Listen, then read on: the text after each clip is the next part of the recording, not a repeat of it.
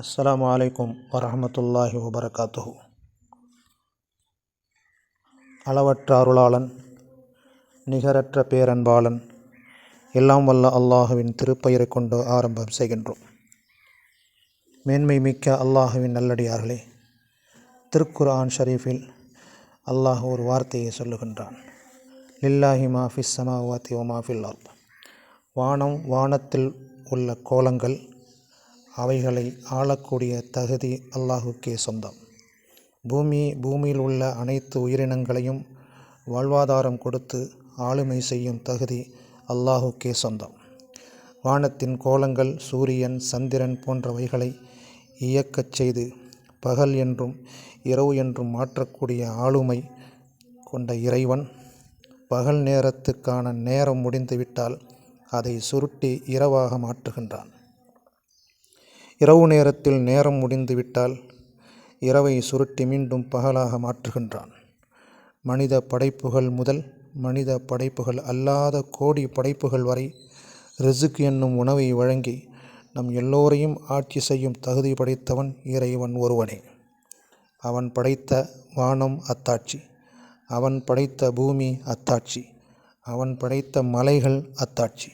வானத்திலிருந்து தண்ணீரை கொண்டு இறக்கும் மழையும் இறைவனின் அத்தாட்சி. மழை இறைவனின் மிகப்பெரிய அருள் கொடை.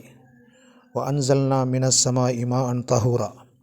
உலகத்திலேயே ஆக சிறந்த சுத்தமான தண்ணீர் வானத்திலிருந்து மழையின் மூலமாக இறங்கும் தண்ணீர்தான் என்பதாக திருக்குர்ஆன் நமக்கு 1400 ஆண்டுகளுக்கு முன்பாக சொல்லிவிட்டது. மழை வராத காலத்தில் விவசாயம் செய்வதற்கு மழை வேண்டி எதிர்பார்த்து நிற்போம். மழை காலத்தில் வெள்ளப்பெருக்கெடுத்து ஓடும் அளவுக்கு கனமழை பொழிய ஆரம்பித்து விட்டால் அதே மழையை வேண்டாம் என்று சொல்வோம்.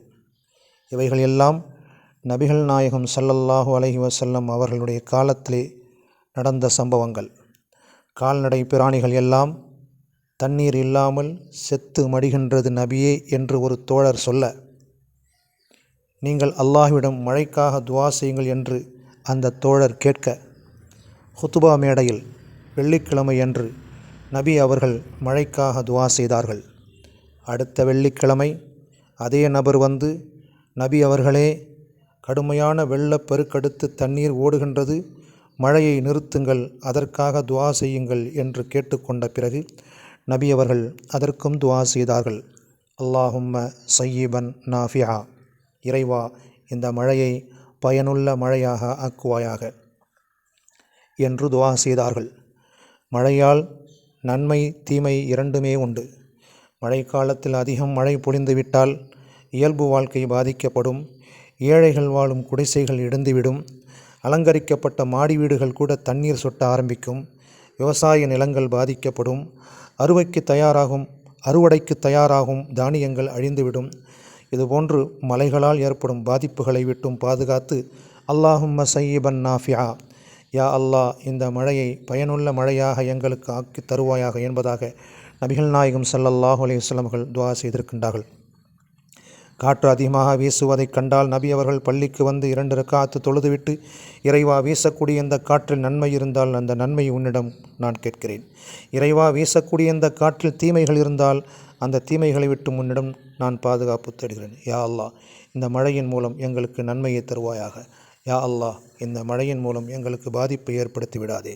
யா அல்லாஹ், காடுகள், மரங்கள், அதன் வேர்கள் உள்ள பகுதிக்கு இந்த மழை நீரை திருப்புவாயாக என்று மழைக்காலங்களில் நபி அவர்கள் பிரார்த்தனை செய்திருக்கின்றார்கள். அதே போன்று நாமும், யா அல்லாஹ், நாங்கள் தாங்க முடியாத அளவுக்கு எங்கள் மீது சுமையை சுமத்தி விடாதே என்று ஒவ்வொரு மனிதர்களும் இறைவனிடத்திலே கையேந்தி துவா செய்ய வேண்டும். எங்களை மன்னித்து எங்களுக்கு இரக்கம் காட்டுவாயாக. மழைக்காலங்களில் தொடர் மழையை கொடுத்து எங்களை சோதித்து விடாதே. புயல், காற்று, தொடர் மழை போன்ற இயற்கை சீற்றங்களின் மூலம் உன் கோபத்தை கொண்டு எங்களை தண்டித்து விடாதே.